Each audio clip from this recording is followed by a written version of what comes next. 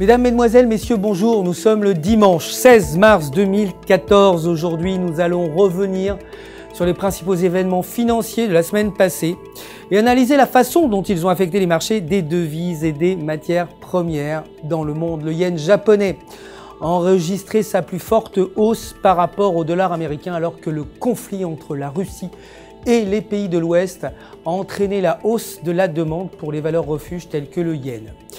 Ont également contribué à la hausse du yen les signes d'instabilité économique en Chine, dont les rapports sur les ventes au détail, la production industrielle et les exportations qui ont été bien en dessous des prévisions.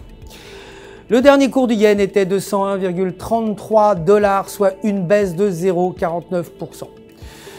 Les données décevantes en provenance de Chine et les tensions grandissantes entre la Russie et l'Ukraine ont entraîné la hausse de l'euro pour la 6e semaine consécutive. Le 6 mars, la BCE a annoncé qu'elle garderait son taux d'intérêt inchangé, réduisant les spéculations que les dirigeants européens allaient introduire davantage de mesures monétaires. Le dernier cours de l'euro était de 1,3902, soit une hausse de 0,25%.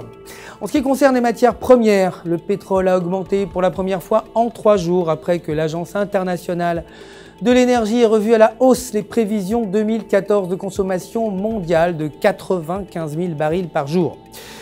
Le pétrole brut léger a progressé pour le 2e jour consécutif, en partie dû au renforcement de l'euro face au dollar.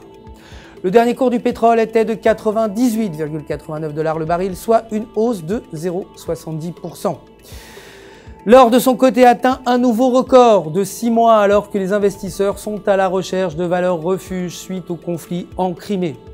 Les États-Unis ainsi que l'Union européenne ont menacé la Russie de sanctions si le Kremlin ne retirait pas ses troupes de Crimée.